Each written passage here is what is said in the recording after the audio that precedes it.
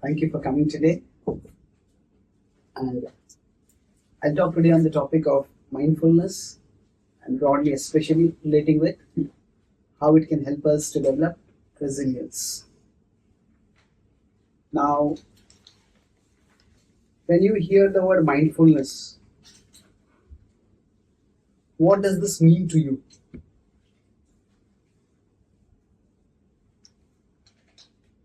Be mindful or mindfulness, or even the idea of a mind, what does it mean to you? Being aware, present. Mindfulness means being aware. Pay attention to. Being aware is being attentive, paying attention, Being conscious of. being conscious of. Okay, being aware, being conscious. They're somewhat similar, but yeah. Anything else? To observe. Okay, it's yeah. If we are conscious, then we specifically observe things around us. Yes.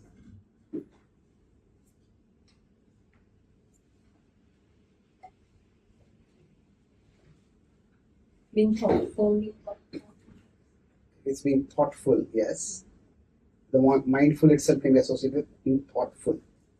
That after we have become aware of things, then we have to process things. That is, without that, just being aware may not be very productive. Okay. Anything else?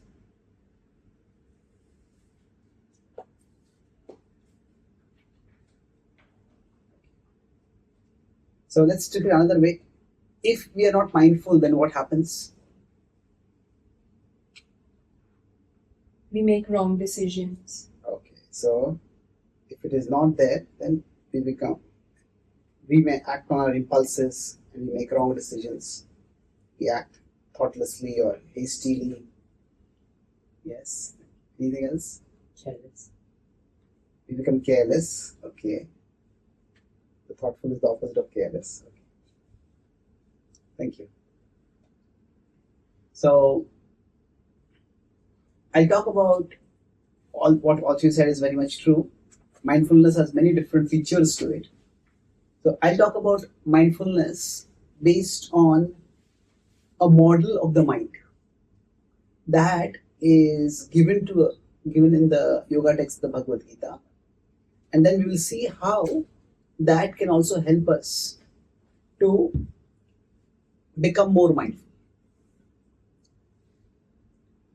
In my exploration, I started recognizing the need for understanding the mind when I was in college.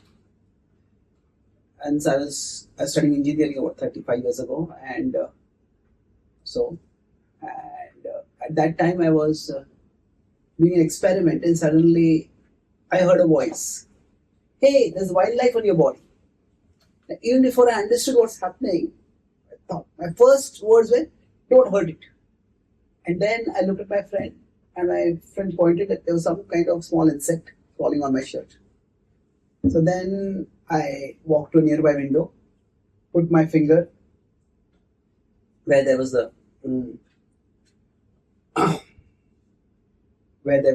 insect, and then it crawled onto my finger, and then I gently let it out of the window.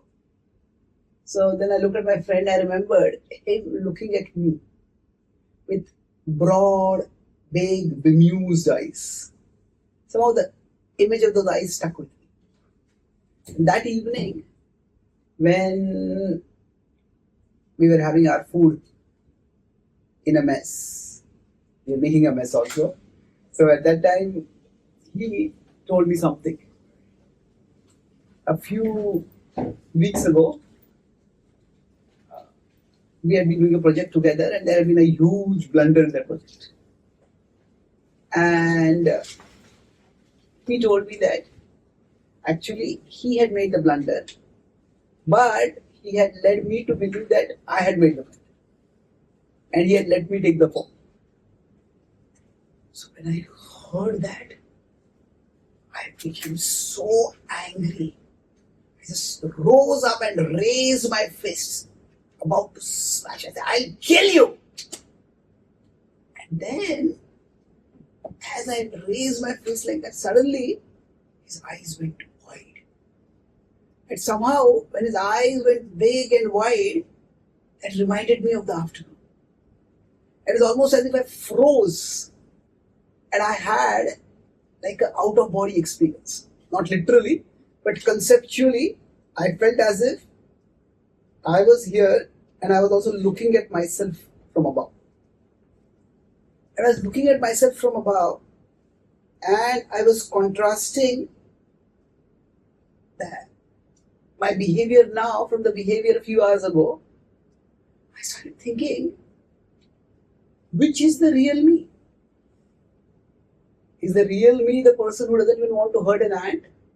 Or is the real me the one who wants to smash a friend's face? Or is the real me something else apart from these two? That's when I started thinking about what goes on in the inner world. We are always thinking, but we very rarely start thinking about our thinking. So I started thinking and exploring and I started reading books. I was always an avid reader. I started reading books on psychology and philosophy.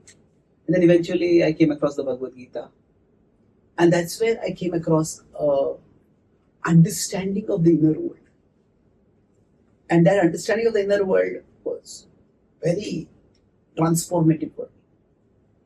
And that's what I'm trying to still gain a clearer understanding of that and try to share that understanding. Because I feel it can be a very empowering set of insights and practices that can help us ensure better deal with our inner demons, better function in our lives. So I will talk about this journey toward mindfulness and resilience thereby using 3 steps. There's an acronym called ACT. So the first is awareness. So most of you mentioned several of you mentioned awareness earlier. But I'm going to talk about awareness in a somewhat different or deeper sense. It's not just awareness of what is happening around us, but also awareness of what is happening inside us. And that awareness comes by understanding the structure of our inner world. Say if we are staying in a house, just moved into a house. If we hear some noise somewhere, it's dark, say the power has gone off. If we don't know the structure of the house or don't remember the structure of the house, where is the door, where is the sofa, where is the closet, then we will be stumbling, maybe even falling, bumping against things. So in one sense, in awareness, it's like a progression. First, we need to understand the structure and then we can understand the dynamics.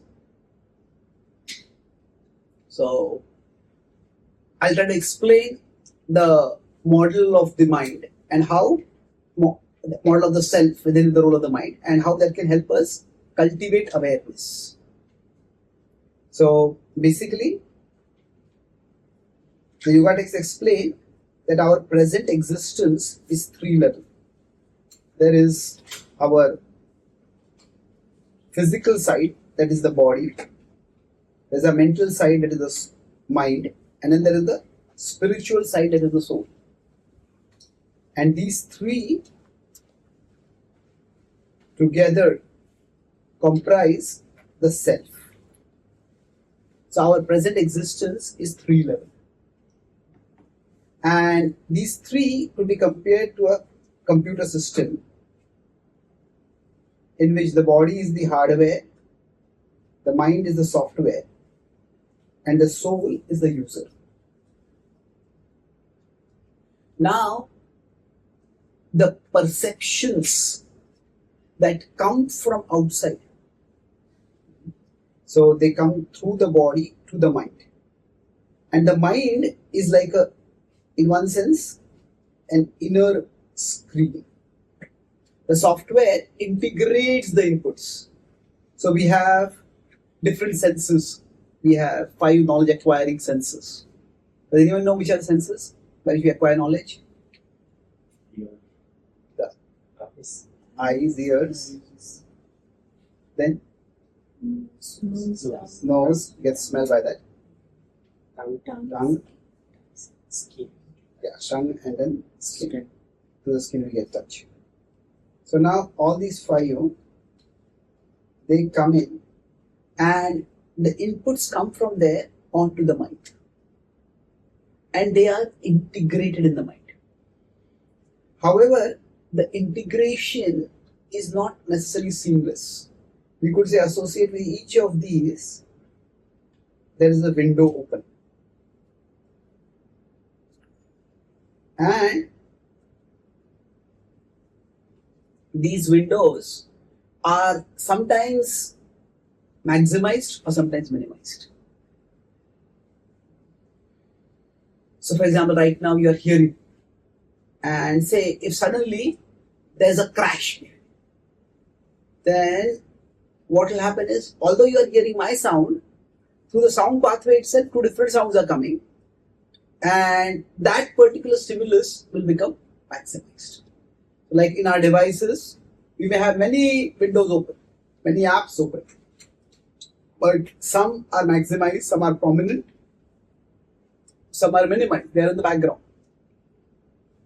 So for us, there is a constant inflow of information, and that is appearing on the various windows.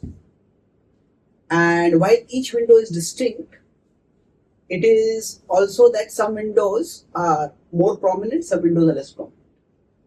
And this keeps changing constantly. So now, how does this change?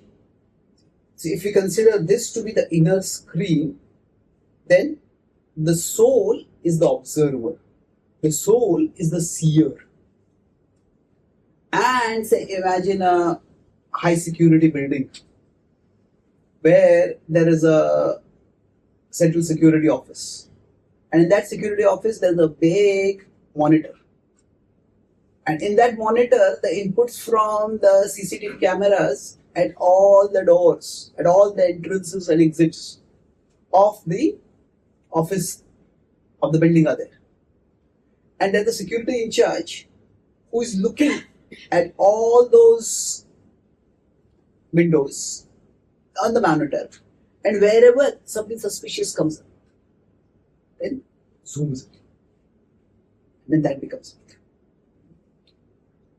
So basically, on the mind, what should be maximized and what should be minimized, it should be determined by the seer, by the observer. Now, it doesn't always happen like that. The mind plays two distinct roles. One is, it is a transmitter. It transmits the inputs coming from the outer world through the senses, through the body, and it presents them to the seer, the soul, for processing. So, along with transmitting, it also does one more thing, that is, it acts as a transformer. Transformer means that within the mind, there are memories, there are impressions. Say, for example, you're sitting and hearing this talk, and suddenly a snake slithers in from the door. Now, as soon as a snake slithers in, based on the information that we have stored in the mind, hey, that's dangerous. So, the snake might itself be just, relatively speaking, an inconspicuous presence. Just slithering in, it's not making any noise. It's a small snake, or it might be a scorpion, which is even smaller. But if, as soon as we detect it is a scorpion, what will happen is, that window will become very big. So that window, basically, when the window minimization, maximization, this is constantly going on, and this happens broadly by two sources. One is by intentions. What do I consciously choose to focus on? See, if I move my hand backwards and say there is something hot over, and my hand touches it, or there's some electric current going through, and I get a shock. Now, I don't have to consciously process that, hey, there's something. As if I touch it, immediately my hand will move. So, that is based on the impressions that are there. Among the impressions are my memories, what I have learned in the past. So, based on our conscious intentions, so the intentions are more conscious. I think about it and then I decide to do something. But the impressions are more automatic.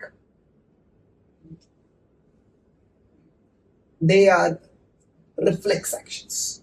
So they are something which happens below our consciousness or without our consciousness sometimes. It does come to our awareness eventually, but it doesn't necessarily come automatically. So the mind is both a transmitter and a transformer. Now, while this is happening, during this process, we are meant to be the observers of our mind. So let's do a simple thought exercise to try to get a sense of this inner dynamic. So you can sit as comfortably as possible, relax, and then close your eyes, and then I'll do a guided meditation.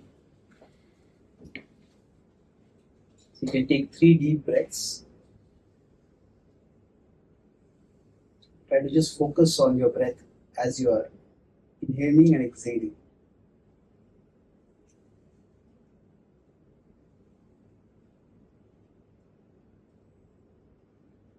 Now, let the breath go on, and then just follow as much as you can the meditation that I'll be outlining. With your eyes closed, look straight ahead in front of you and notice what you see. Because your eyes are closed, you can't see physically whatever is in front of you. But you notice that there is some kind of screen inside you. And on that screen, you may see various things. You may see a dull haze of colors, or you may see a series of images coming and going. You might see a replica of this room. You might see the face of someone you love, or you might see your phone. You might see your home. You might see some beautiful scenery that or sight that you have seen recently. Whatever it is that you are seeing on some kind of screen inside you. While you are observing that screen, try to take a step back and observe who it is that is observing the screen. I repeat, there's an inner screen and there is an inner seer of that screen. So, who is that seer? Try to step back and catch sight of that seer. Try once again. Move back and try to see who is it that is looking at that screen. No matter how much you try to step back, you will notice that that seer steps back with you. What you are looking for is what you are looking with. That inner screen is your mind, and that inner seer is you, the soul, the spiritual essence of your identity. You can take a deep breath and then you can slowly open your eyes.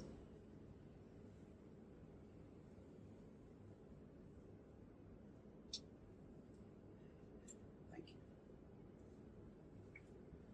So, this dynamic of this inner screen and inner seer. Sometimes some of us might just get it quickly, sometimes it might take a little more contemplation. But this thing that it's almost like there's a picture or monitor on which we see some things. The screen and the seer are not the same.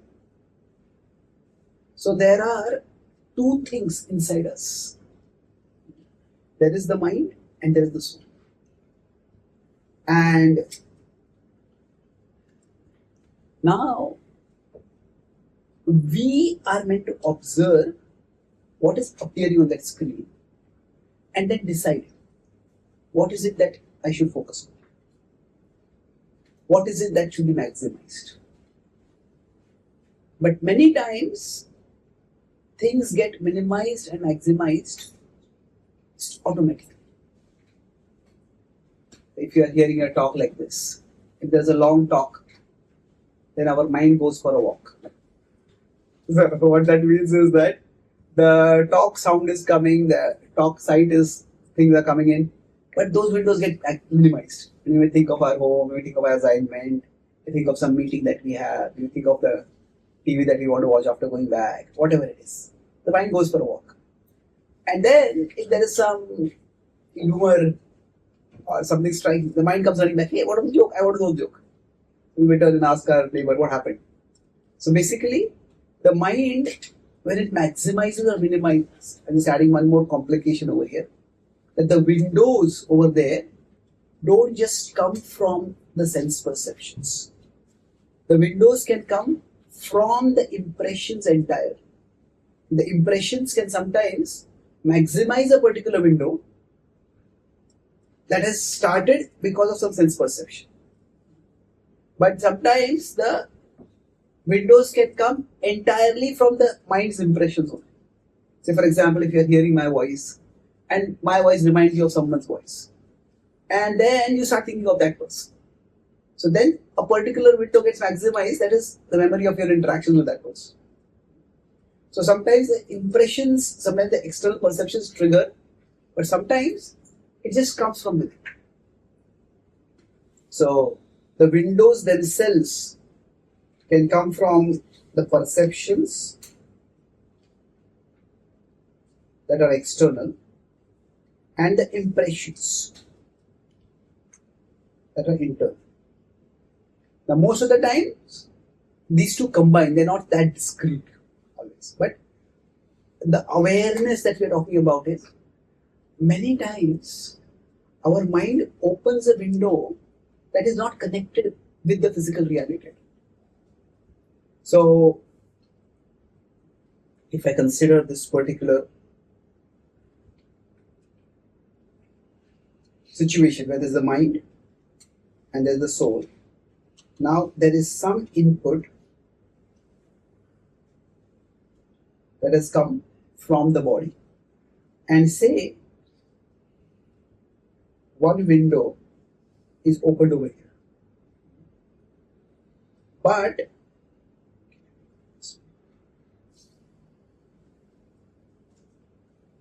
there's one window open here and there is one window open here. So the input has come from here. This is the window that is open from perception. Now say in the mind itself, there are certain impressions. And this is the window. This window has opened from the impressions. So the impressions have popped up. So there are two things going on in our mind. Now sometimes what may happen is that the window that is opened from the perception, impressions, that becomes so big that it fills the mind completely. The window from the impressions.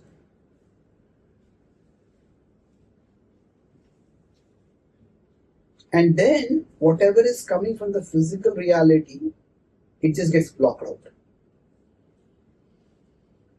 So when our mental picture becomes completely disconnected from our physical reality. That is the state of insanity. That is the state where somebody is hallucinating. I'm hearing some voices. I'm seeing something. There's nothing there. Now, this complete disconnect between the mind and the body is rare. Another way to put this is, let's put it this way, that so here the mind is there and here the body is there. So the consciousness is going here, and it is only a small level of consciousness here.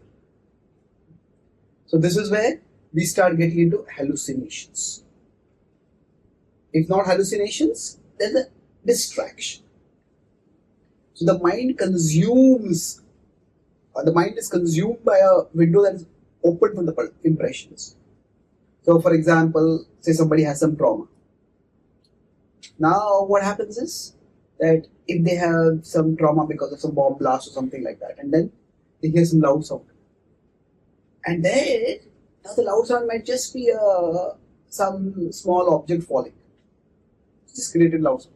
But it triggers a whole mental replay within them of bomb blast or whatever. And they get completely lost over there. They may start trembling, they may start shaking, they may start looking for a gun or something to defend themselves. Their reaction will be largely disproportionate to what is happening around them. So basically, the mind can get dominated by the impressions. And so when we talk about awareness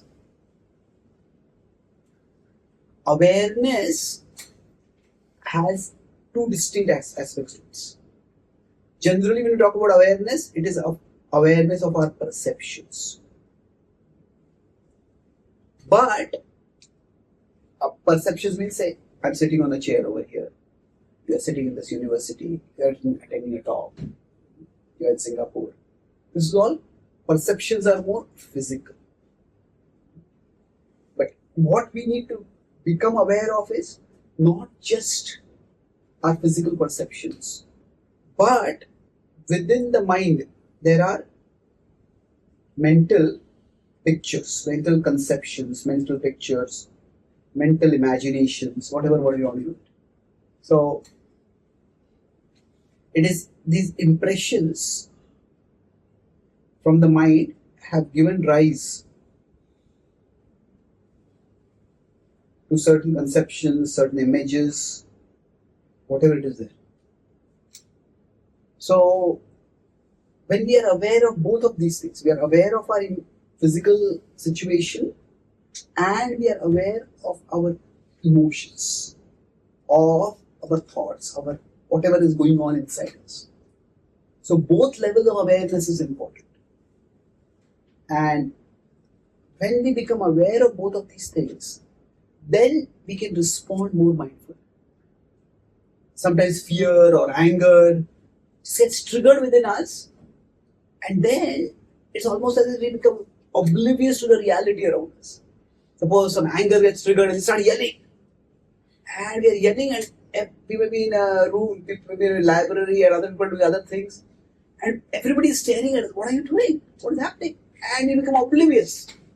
Because we are so caught in our mental reality and we are just responding to that. Just acting it out, basically.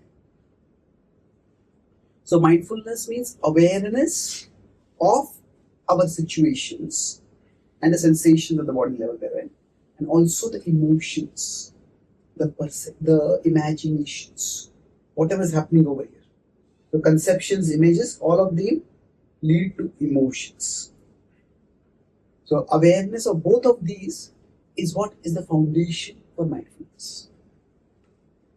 And the more aware we become of our inner world, not just our outer world, but also our inner world, the more we can do the next step.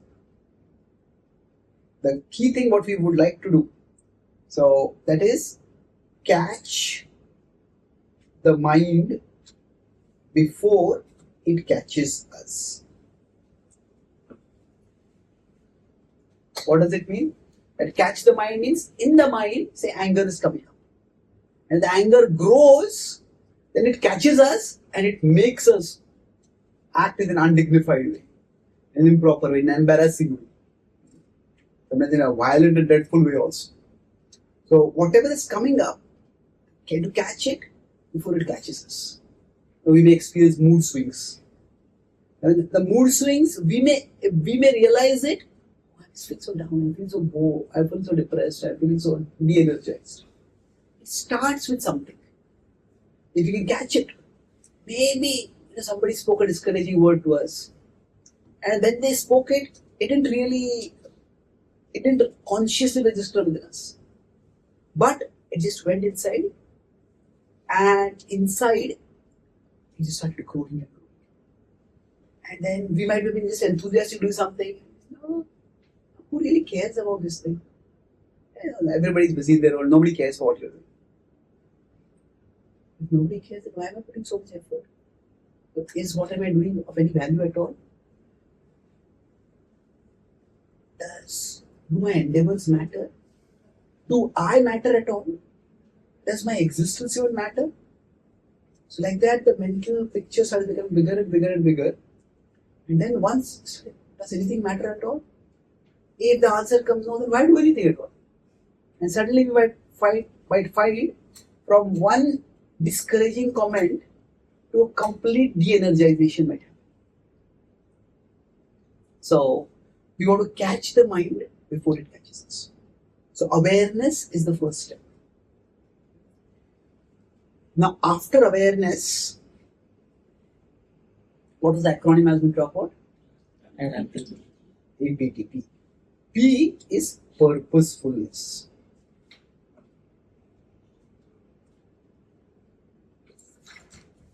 Sometimes if we try to become aware of things, there's so much going on everywhere. There's so much going on in the outer world.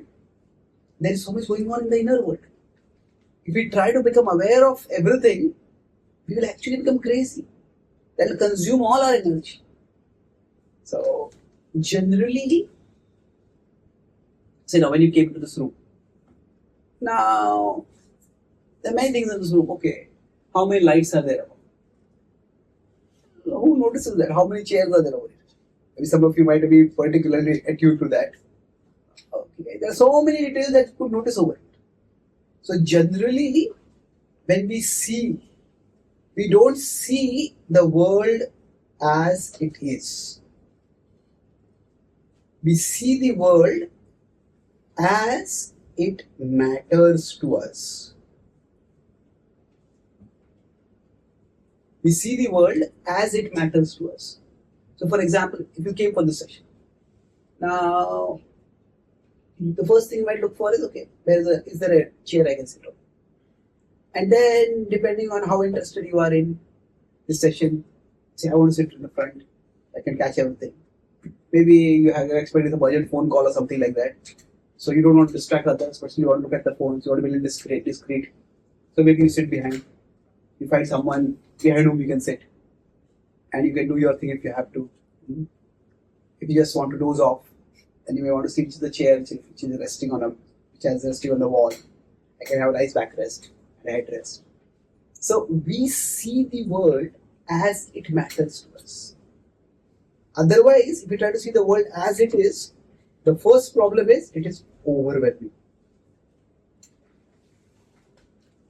There are just too many things in the outer world. And similarly, there are too many things in the inner world. Sometimes, some people when they work on the computer, they have a browser with 74 tabs on. And then somewhere a video is going on, and that video is producing some noise. They can't even figure out which is it. The noise is coming. What do you do about it? You don't want to lose all the 74 tabs. You have to figure out which is the tab that is producing that noise.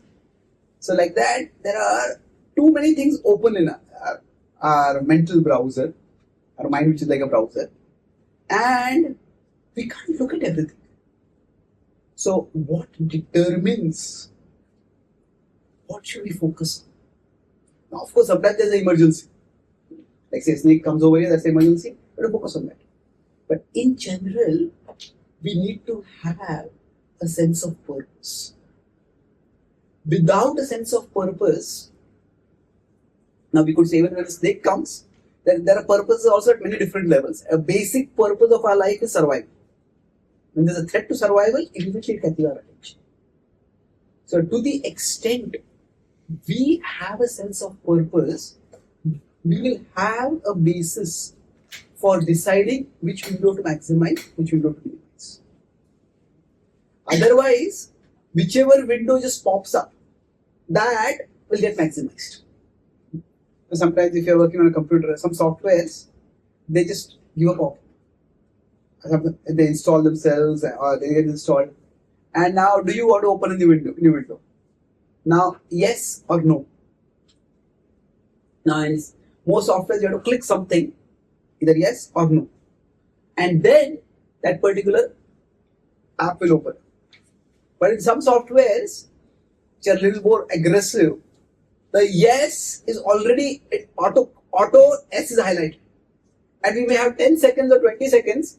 If we don't click no, then that app will get installed or that window will open. So that's a bit more intrusive, aggressive software.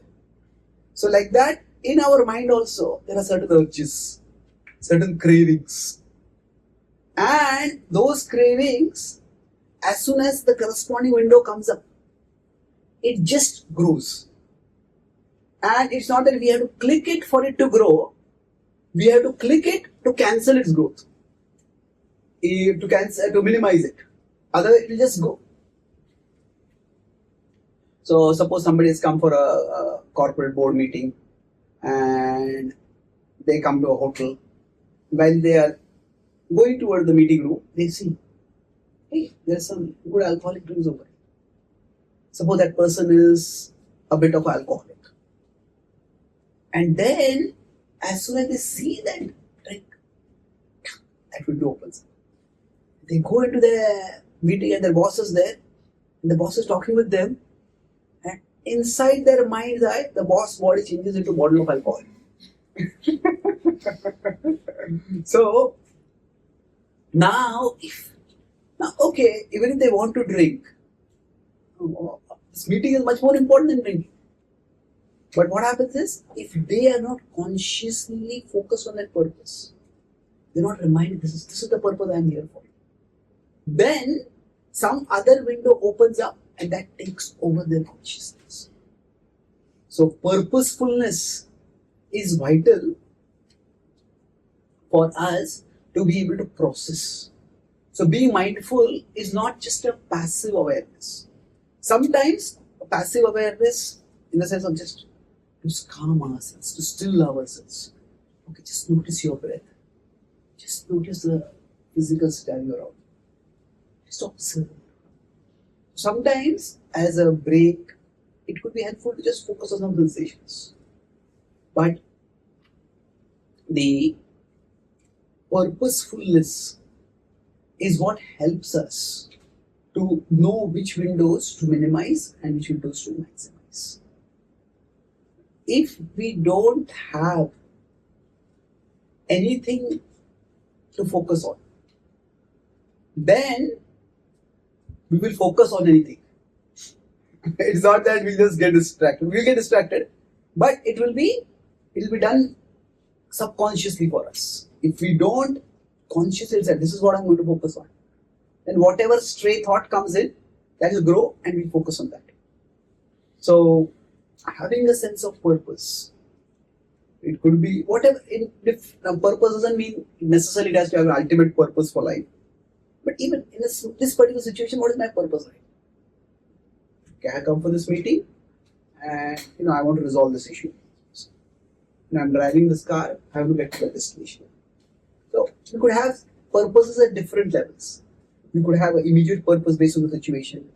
We could have medium-term purpose for the next 1 week, next 1 month, next 6 months.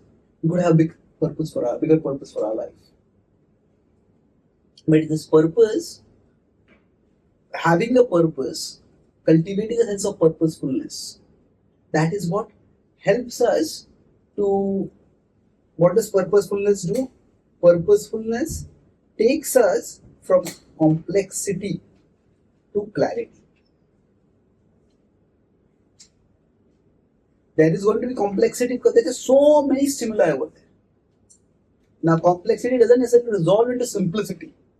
Still, there will be a lot of complexity. But what am I doing here, right? At least that much clarity is there.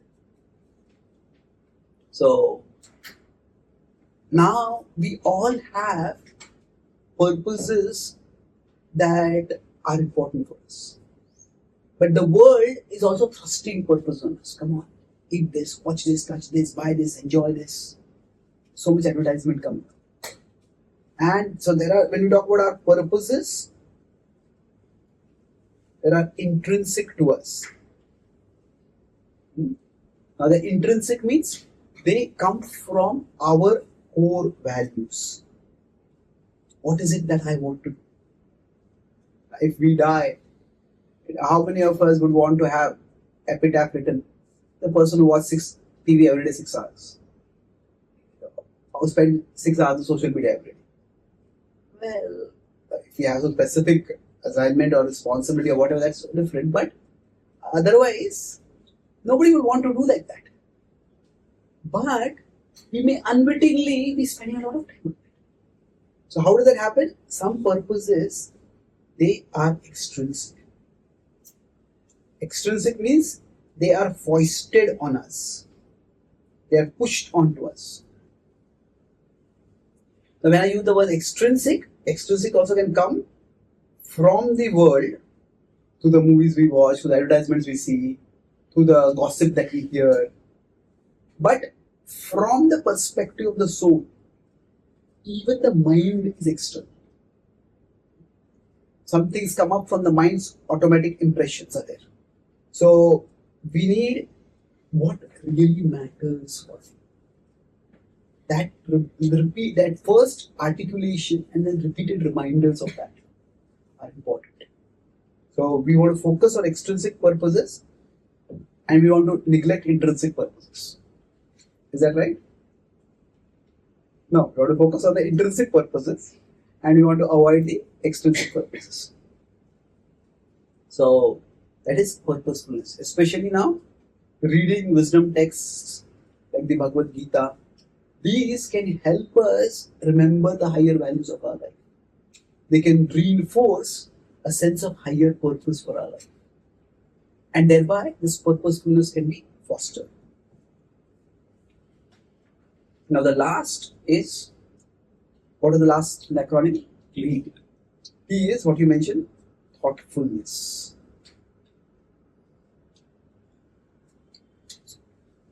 So when I use the word thoughtful, I'll make 2 points within that and then we'll conclude.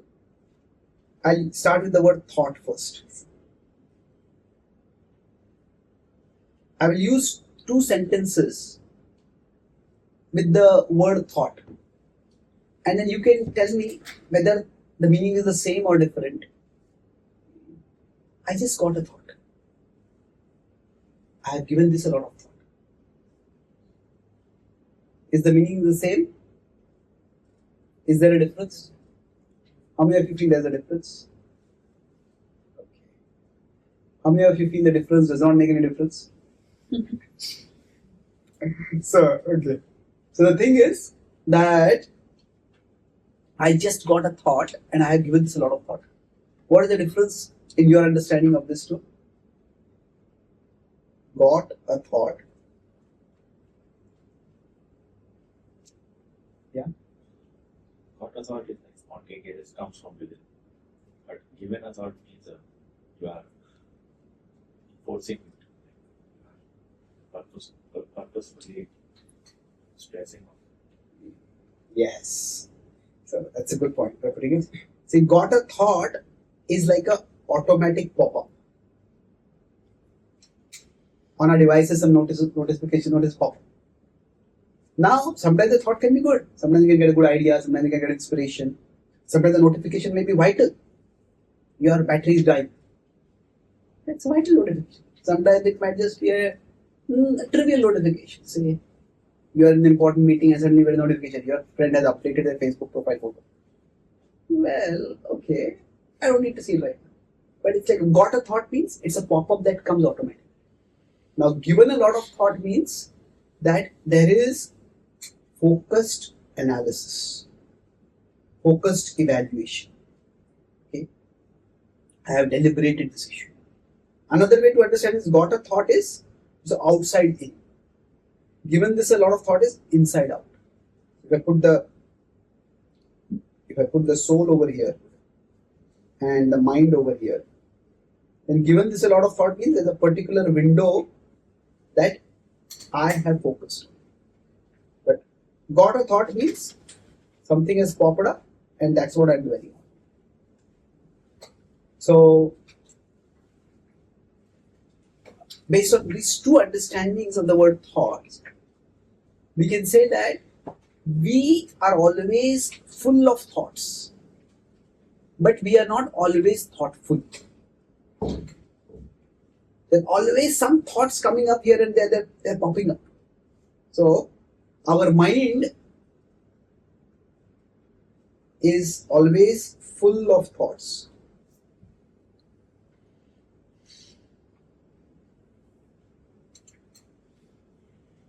But it is not always.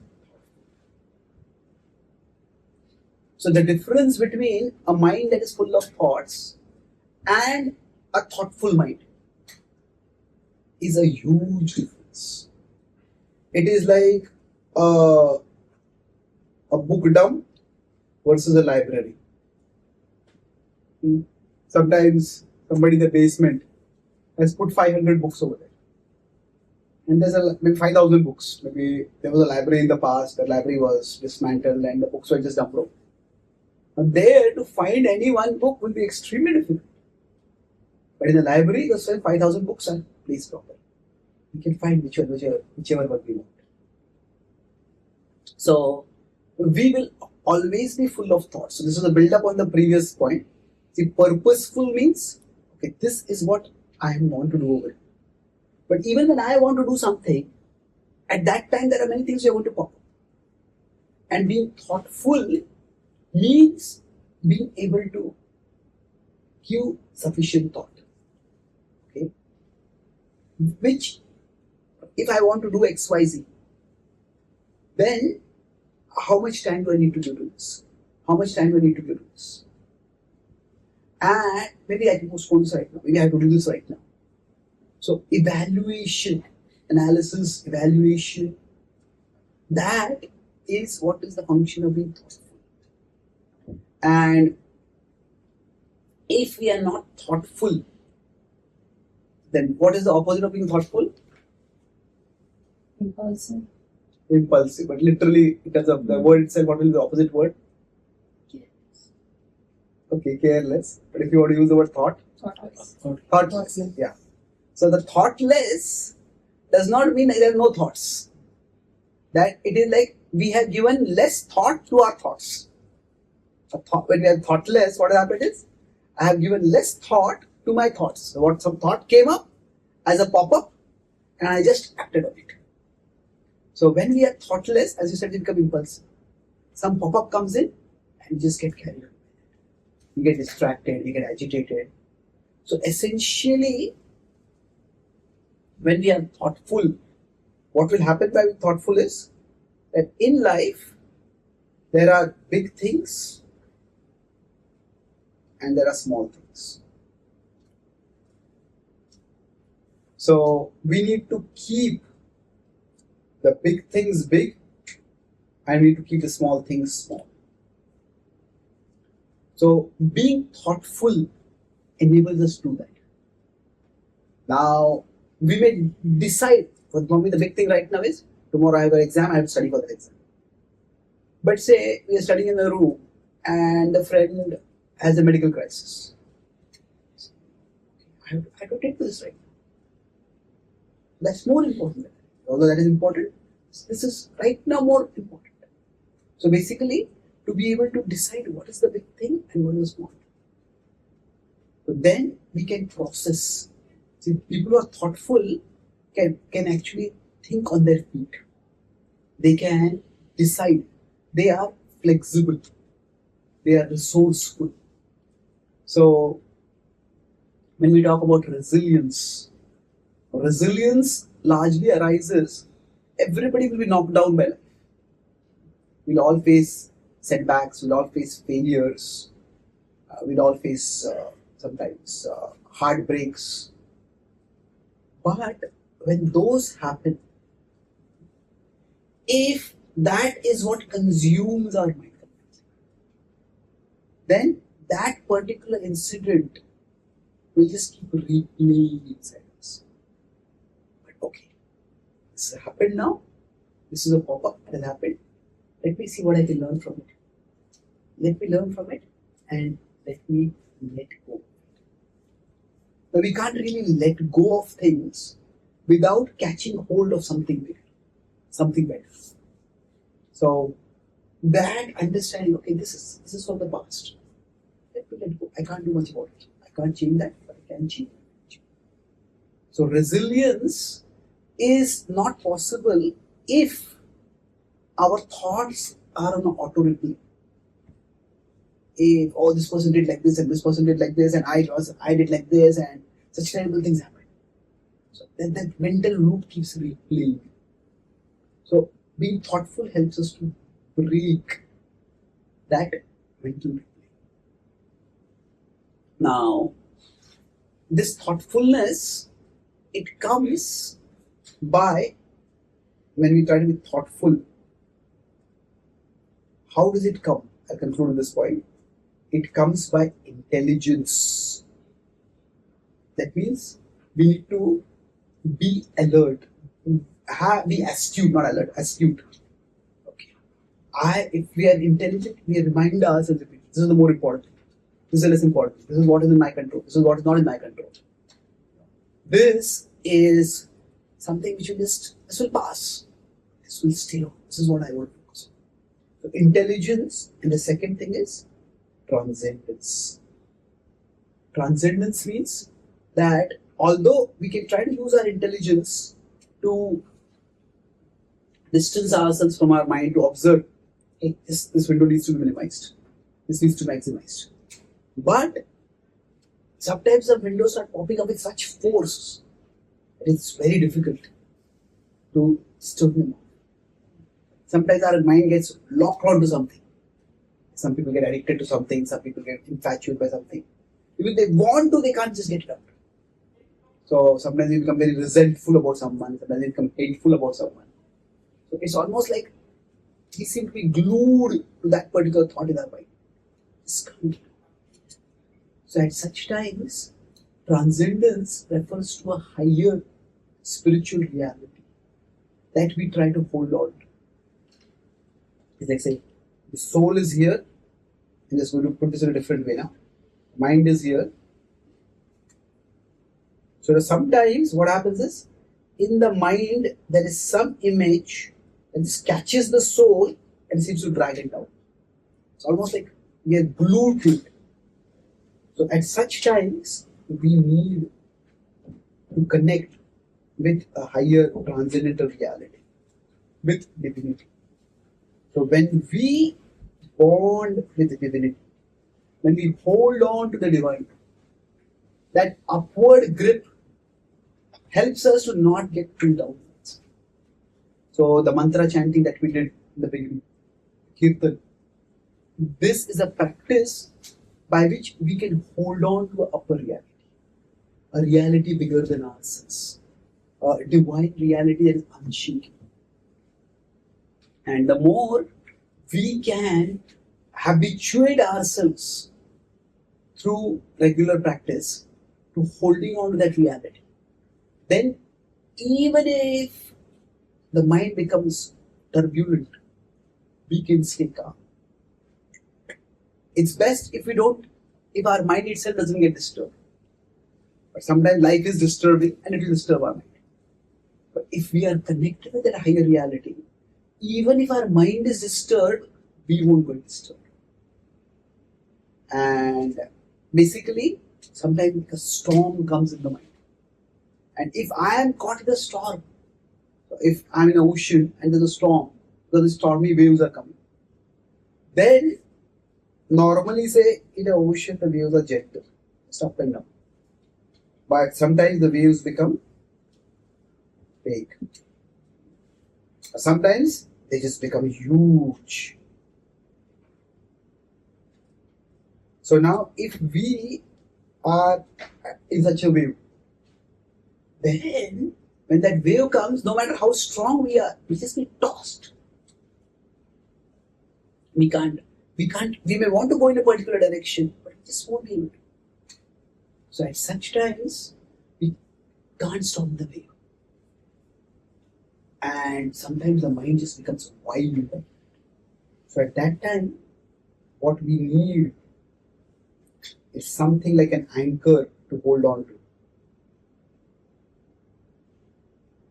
When we can learn to hold on to the anchor, that will steady us. So our spiritual practices, so this anchor which will not be shaken by the storms of life, that is the ultimate divinity. So we chant the mantra Hare Krishna, we are calling out to that divinity, Krishna, Ram, Hare, Hare. That we are trying to hold on to that. So the best way to effect mindfulness is to get the resources to become more mindful, is by having regular anchoring of our consciousness in that divine anchor. Then these 3 steps, I talk about these 3 as linear, A, B, T, but they can also become cyclic. So when we are grounded in transcendence, and we are sheltered in transcendence, and we are not so shaken, not so disturbed, then we can be aware of things around us. Otherwise, if we are very agitated, then we get so caught in whatever is agitating us that our awareness gets obfuscated. It gets minimized. So these 3 can also be cyclic. And that is how from wherever we are, we all can move towards a deeper state of mindfulness and a more purposeful life thereof, wherein the life storms will come. It may cause storms in our mind, but we will be more resilient. We'll be able to stay steady among those storms and then push onward after the storm abates. So let's summarize what we discussed. We broadly talked about the topic of mindfulness, how to cultivate that. And I used an acronym. 3-part. What was it? APT. A was? Awareness. Awareness. So in awareness, I talked about we want to be aware not just of our physical situations. Talked about the metaphor of the body, mind and soul. So we want to be aware of our situations that are physical, that the situations, they may cause sensations in our body. We want to be aware of the physical level, we also want to be aware of the mental level, the emotions that come up with us. So, I spent a lot of time in talking about awareness, how there are multiple windows open within the mind. And sometimes one gets popped up, another one, sometimes some windows pop up and sometimes some get maximized. So the windows themselves within the mind, they can come from 2 sources. They can come from the external perceptions and they can also come from the internal impressions that are there within us. The origin of the windows itself. And then the dynamism, the shifting of the windows, maximizing, resizing of the windows, that can happen from 2 things. Sometimes it can happen automatically, again through the impressions, or it can happen consciously through our intentions. So becoming aware of what window is popping up and which window is maximizing, which window needs to be maximized, that all begins with awareness. What is the next one? purposefulness. Now, the problem with awareness can be very helpful, but the problem is awareness can be overwhelming because there is so many stimuli. So we see the world not as it is. How do we see it? Yes, as it matters to us. And who decides what matters to us? It is something either we have to decide it or it will be decided for us. So cultivating a sense of purpose that will help us to. So what purpose does is, purpose takes us from complexity to clarity. Among the many things that we are seeing, what is it that I need to focus on? Complexity to clarity comes in. And so purpose is what we bring into the situation. We discussed the thought exercise of how there's an inner screen and there's an inner seer. So the inner seer is aware. This is what I want to do. So what happens is, if we don't have anything to focus on, what will happen is, we will focus on anything. Whatever just pops up, we'll start focusing on that. So sometimes within the mind, windows will pop up and they will just consume the mind completely. That's how people can get distracted. People can even go insane to some extent. The mental perception becomes completely disconnected from physical reality. The last was thoughtfulness. Yes. So now purposefulness is about, okay, this is what I want to do. But then we also have to respond to reality. Sometimes people who are very purposeful may not be very dynamic. They will be very rigid. This is what I want to do, and this is what I'm going to stick with. So purposefulness can bring us a certain level of, it can make us firm. But thoughtfulness can also make us flexible. Because we want to respond to how things are happening. So I talk about thought itself can have two different meanings. I just got a thought. It is something which pops up. It comes in. And thought can also refer to, I have given this a lot of thought. It is analysis, deliberation, evaluation, what we do. So when we are thoughtful, essentially, being thoughtful enables us to dynamically keep the big things big and keep the small things small. So the way we can cultivate thoughtfulness is by having our intelligence alert, trained, and also connecting with transcendence. So transcendence means we connect with a divine reality, and that divine reality becomes like an anchor for us. And amid the storms of life, we cannot stop the storms, we cannot prevent them from sometimes causing storms in our mind. But if there is an anchor, that is an unshakable anchor, that will protect us. And thus, even through life's storms, we can actually move ahead constructively. Thank you very much.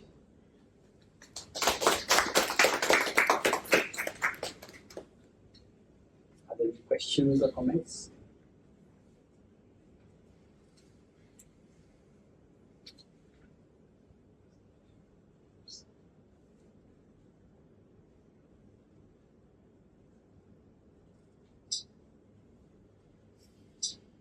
So, when you say that there is a mind, and when you say that there is mind and soul, for example, like, but it's not always we can understand that there is a soul, right? That easily, that. But the first step is like just to understand there is a mind and there is a soul.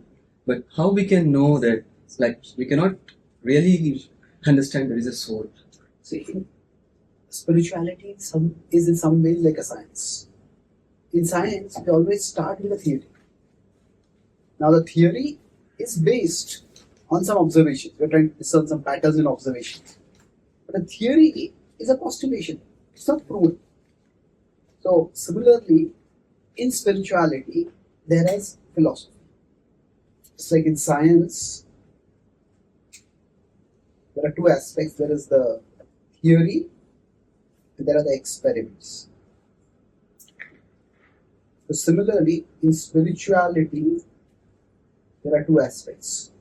There is the philosophy, which gives us theories about the nature of reality. So what we talked about today was philosophy. Now, after that, there is practice. The practice is meant to give us experiences. So whereas modern material science is experimental, spiritual science is more experiential. It is our own consciousness that is the laboratory where we are going to get experiences. So through practices like mantra chanting, practices like prayer, practices like deep breathing, through various practices like this, we can start getting a better insight into our inner world. So initially started a philosophical conceptualization, and eventually we get experiential realization.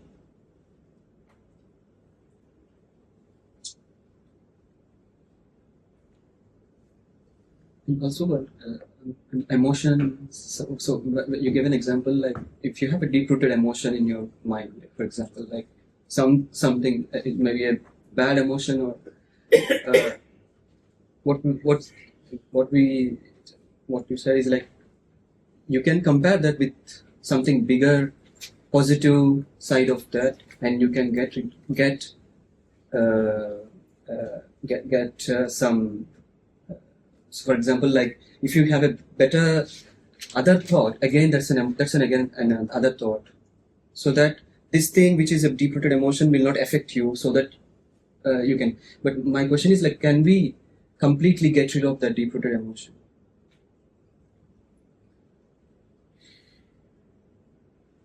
Depends. See, there are many thoughts that come in our mind. There are different levels.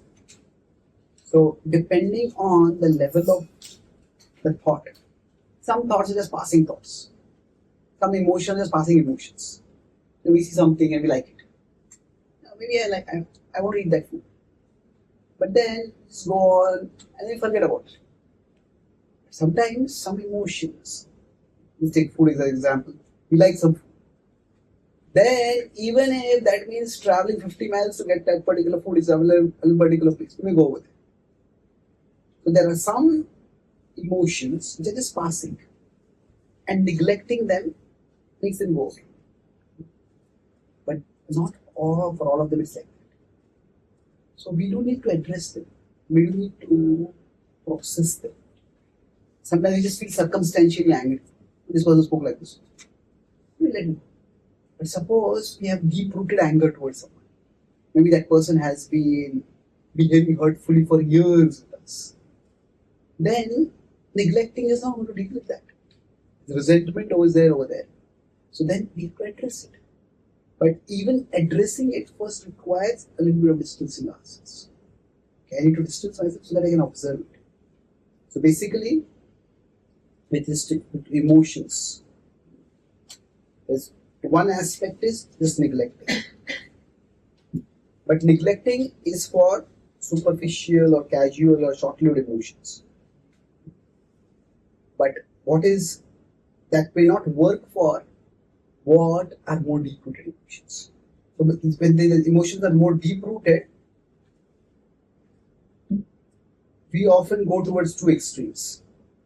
One is that we just go about expressing, would say venting it, expressing in an unregulated way. And now if I am very angry, just express the anger. If I express it to you, you will burn.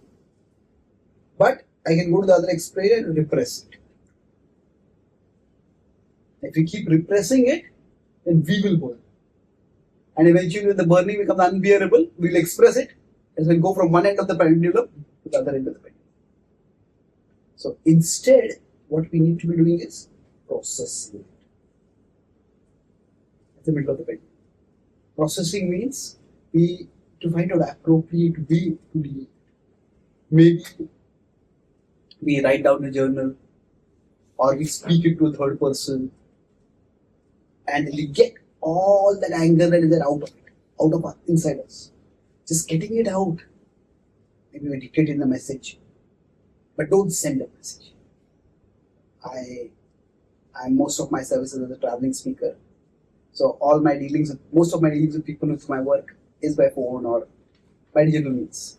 Or sometimes if somebody does something that upsets me, I may feel irritated. I may immediately type an angry message, email, or dictate an angry message. So I try to follow a policy that no matter how angry I am, I won't send it for 24 hours. If I don't type it, I just feel so irritated that I can't do anything else. So get it out, but don't send it. And then after 24 hours, when I look back at it, I rehear it, reread it, and then I feel a little calmer, get in perspective. Many times it happens in those 24 hours, that person only you send some message clarifying, oh, this was like this, was like this. Sometimes I don't even have to send the message. But even if I have to at that time, okay, here the tone is very harsh. Here I believe unfounded influence over it. Here this is a valid point. So then I am able to process a little bit. And then when I send the message, many times I find that the issue gets resolved quite quickly. So processing is required. But processing is possible when we have sufficient mindfulness. No, this is a pop-up that is coming. Okay, I cannot keep it minimized forever. But I don't want it to pop up whenever it wants. Okay, let's minimize it for now. And we'll get it to pop up. We'll give it time. And then we'll deal with it. So deep-rooted emotions need to be addressed appropriately. So when they're deep-rooted, then we need processing for them, not neglecting. Well, since you told say, thoughts of negative window to close, like if you're getting lots of thoughts and the positive thought to be focused on, that's what you told. So like what if all the thoughts are positive or positive, like what should you do? And one more thing, is that only applicable to the social life or is it applicable to, like, are you talking in terms of generalized way, like what you said? Secondly, it applies to all thoughts. Okay. But this minimizing and maximizing has to be done. Now, sometimes we say that we should think positive, we should not think negative. There's some truth to that, but it's not completely true. Because sometimes negative thoughts come from a negative reality. And denying the negative reality is not optimism. That is what you can say stupidism. Say if I'm thirsty and there's a glass of water over here, but the glass is empty. I tell somebody, can you fill the glass of water? The person says, why are you so pessimistic? Think the glass is full. Well, thinking that an empty glass is full is not optimism. So now, sometimes when we perceive a reality that is negative, that negative thoughts will come. And sometimes we have a lot of negative attitude towards negative thinking. But actually negative thinking is also a gift. Not everybody can think negative. Say for example, somebody has to build a skyscraper. Now the person has to be a positive thinker. Yeah, there's just a barren landmass over here, we'll build a skyscraper. But there has to be someone complementing that builder who is a negative thinker. That what if there is a fire over here? What are the places in which we can have fire hazard? What are the ways in which we can have escape ways? If somebody were to fly a plane, positive thinker, what if the plane crashes? What if this happens? What if that happens? So somebody has to be able to envision the negative possibilities. And not everybody can do that.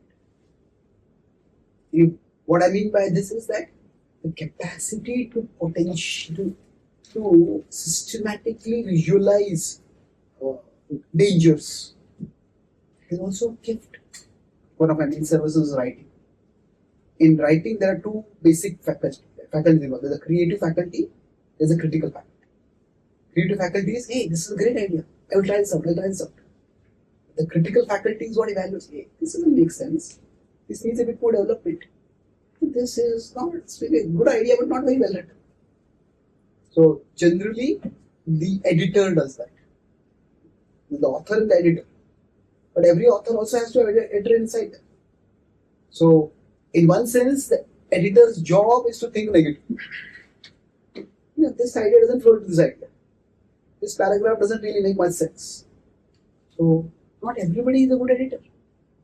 So, negative thinking is also a gift. And somebody is always thinking positive. The English word for that is being Pollyannish. Pollyannish is naively or unrealistically positive. And that can be dangerous. If I just treat everybody with positive, well, in the sense of being warm and polite, that is nice. But if my positive thinking means that I don't consider that people can be manipulative, that people may have self-serving motives and they want to exploit me, I don't want to jump to that conclusion about everyone all the time. But if I don't consider that at all, then I'll be exploited. I'll be cheated. So that's why what I focus on is not the second part of mindfulness was not positive thinking. It was purposeful thinking. Now, when the thinking is purposeful, then we can be aware of negative realities also. But we won't let those negative realities overwhelm us. Okay, I'm planning this and this particular obstacle has come. Let's see how we can deal. I didn't mean the context of negative or positive thoughts. I meant like when you said of multiple thoughts at once, like you told like multiple tabs at once, and you only open the tab that's actually important to you. That's what you said. Correct. So I mean in terms of that, which means you told indirectly a kind of focusing. Correct, yes. Which means you don't focus on the things that's actually important to you, not the things that are not important to you. So what I meant is, not just like you're getting your thoughts of, like all those thoughts, all those tabs are important. So what do you do at the time? Like, which means like an idea can change, like a thought is an idea which can change anything. That's what I'm question. Okay. So life just means making decisions. Sometimes we may decide that this is what I'm going to focus on right now. There are 5 important things, but this is what I want to do. We may just go with our gut feeling. And then afterwards we evaluate. Sometimes the thought that pops up within us, that may be a good one. Sometimes it may not be a good one. So some people are very good at reading other people. Some people are not really very good at reading other people. Sometimes some people are very good at particular areas. Maybe if you have to come up with a title of something. Some people are just very creative. Some people are very good at words. So by looking back at our own experiences, we can notice in which areas the thoughts that pop up inside us are constructive, are giving us something of value. We all have some natural talents. Now, one meaning of the word talent is that it's an innate ability. That means when we want to do something, we are almost automatically able to do the right thing. Somebody has musical ability, they pick up a musical instrument and they just know which notes to play at that. So by looking back at our life, we can see in which areas, when we take decisions in the moment, we generally turn out to be right. And in some areas, we find that they don't turn out to be right. In those areas, we may decide that no matter how important it is, I'll have to pause. I'll have to create a pause. I won't take a decision. So sometimes it's just not possible. But by self-observation, we can try to create a spectrum over there. Where here I'll act as per my gut feeling. Here, I won't just give in to my impulses. I'll pause, I'll process, maybe I'll consult others, and then I'll. So I mean, for like, go with your intuition. Go with your intuition about the areas where we have found that intuition works. See, the word intuition generally has a positive connotation. The pop-ups that come inside us, the pop-ups can be constructive, the pop-ups can be destructive or destructive. So when the pop-up that comes up,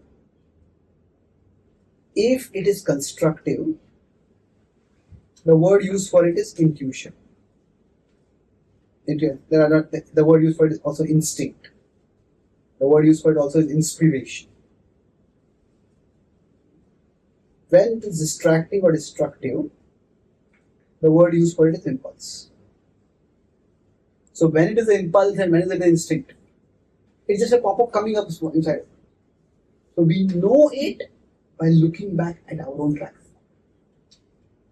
That's why self-observation is important. To know when the pop-ups are intuitions, when they generally point me to the right direction. And I go on. Thank you very much for your thoughtful participation. Very much.